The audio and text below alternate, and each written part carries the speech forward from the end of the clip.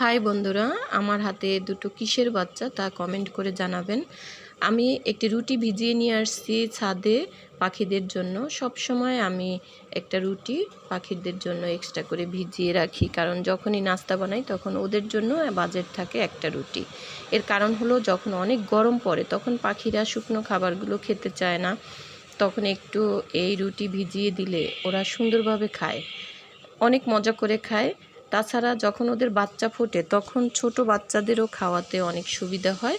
তো জিনিসটা আমি অনেক অবজার্ভ করে এটাকে দেখলাম, তারপর থেকেই আমি ওদেরকে এই পাউরুটি ভিজানো শাক এগুলো আমি ওদেরকে খেতে দেই। এতে দেখা গেছে আমার পাখিগুলো সুস্থও থাকে আর মজা করে খায়, গরমও লাগে না ওদের। তো বন্ধুরা, সব কিছুরই একটা যত্নের প্রয়োজন। আমি সব কিছুই মনে হয় যে আমার নিজের চেয়ে বেশি যত্ন করি, তাই আমার সাথে ওরাও ভালো থাকে। তো এই পর্যন্তই। আল্লাহ হাফেজ, ভালো থাকবেন সবাই।